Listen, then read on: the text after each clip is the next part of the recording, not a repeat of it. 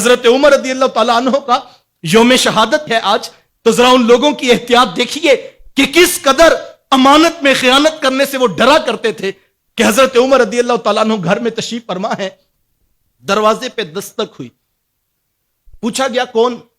تو بتایا گیا کہ مولا کائنات حضرت علی المرتضیٰ رضی اللہ تعالیٰ عنہ ہیں اور ملاقات کا شرف چاہتے ہیں۔ حضرت عمر رضی اللہ تعالیٰ عنہ گھر میں بیٹھے مال غنیمت کا حساب لکھ رہے، اجازت مرحمت فرما دی۔ حضرت علی رضی اللہ تعالیٰ حاضر خدمت ہوئے تو فوراً جناب عمر پوچھتے ہیں کہ اے میرے بھائی علی، خیریت سے آنا ہوا؟ کہا یوں ہی آپ سے ملاقات کو جی چاہا تو میں آ گیا۔ کہا کہ مال غنیمت کے متعلقہ کوئی بات کرنا ہے؟ کہا کہ نہیں، ویسے ہی یوں ہی ملاقات کے لیے حاضری کی سعادت چاہتا تھا۔ تو حضرت عمر رضی اللہ تعالیٰ عنہ نے جلدی جلدی جلتا ہوا چراغ اپنے ہاتھ سے بجھا دیا۔ تو حضرت علی رضی اللہ تعالیٰ عنہ پوچھتے ہیں کہ اے میرے بھائی عمر، جب کوئی مہمان گھر میں آتا ہے تو چراغ تو روشن کیے جاتے ہیں اور آپ نے جلتا ہوا چراغ بھی بجھا دیا ہے، تو اس کی کیا حکمت اور وجہ ہے؟ تو حضرت عمر رضی اللہ تعالیٰ عنہ فرمانے لگے کہ اے میرے بھائی علی، اصل بات یہ ہے، واقعی جب مہمان آئیں تو چراغ جلائے جاتے ہیں، لیکن حقیقت یہ ہے کہ یہ والا جو چراغ ہے نا، یہ مال غنیمت کے پیسوں کے تیل سے جل رہا تھا۔ اور علی، جب ہم باتیں آپس میں اپنی کر رہے ہیں تو پھر حق تو نہیں نہ پہنچتا کہ ہم مال غنیمت کا تیل بھی استعمال کریں۔ یوں ہی آج ممبر و محراب پہ عمر نہیں ہو رہی ہے صاحب، وجہ یہ ہے کردار دیکھو کتنا بڑا ہے۔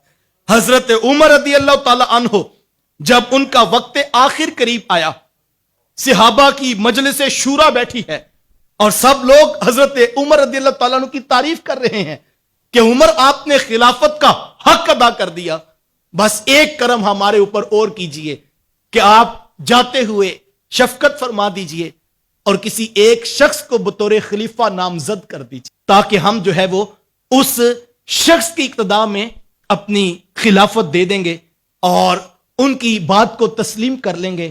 جو پاس بیٹھے ہیں وہ کوئی عام لوگ نہیں ہیں، وہ عثمان و علی رضی اللہ تعالیٰ عنہم جیسی شخصیات ہیں، خود اپنا بیٹا ابن عمر بھی پاس بیٹھا ہے اور حضرت عمر رضی اللہ تعالیٰ عنہ آخری لمحات ہیں۔ تو سنیے جواب حضرت عمر رضی اللہ تعالیٰ عنہ کا۔ جناب عمر فرمانے لگے، تم کیا خیال کرتے ہو ساری زندگی عمر نے تمہارا بوجھ اٹھایا، مرنے کے بعد قبر میں بھی تمہارا بوجھ اٹھائے؟ کہا ایسے نہیں ہوگا، یہ تمہاری خلافت، یہ تمہاری مجلس شورا، تم جس کا انتخاب کرو تو یہ تمہاری مرضی ہے۔ عمر اب اپنے رب کے حضور حاضر ہو رہا ہے۔ آج تو پیر صاحب بھی کہتے ہیں نا، اپنے ہوتے ہوتے بیٹے کو ساتھ بٹھا لوں تاکہ وہ ٹرین ہو جائے، لوگوں کو پتہ لگے یہی خلیفہ ہے۔ آج مولوی صاحب بھی کہتے ہیں میری مسجد جو ہے کہیں چلی نہ جائے۔ صاحب اتنا آسان کام نہیں ہے، سب کچھ چلا جائے لیکن خیانت نہیں ہونی چاہیے۔ یہ قوم کی امانت ہے منصب، یہ کسی کے جو ہے وہ باپ کی جاگیر میں نہیں آئی ہے کہ باپ کے بعد بیٹا ہی خلیفہ ہوگا، باپ کے بعد بیٹا ہی مسجد سنبھالے گا۔ معذرت کے ساتھ یہ باتیں تلخ ہیں، لیکن ہمیں وسعت قلبی کے ساتھ ان کو قبول کرنا ہوگا اور ہر وقت ڈرنا ہوگا اللہ سے کہ یہ منصب قوم کی امانت ہیں، یہ عہدے قوم کی امانت ہیں، ہم کبھی بھی ان میں خیانت نہ کریں۔ فرمایا اے عبادہ بن صامت، اگر تیسری بات کی ضمانت تو مجھے دے کہ تو کبھی امانت میں خیانت نہیں کرے گا، فرمایا پھر میں محمد تجھے جنت کی ضمانت دیتا ہوں۔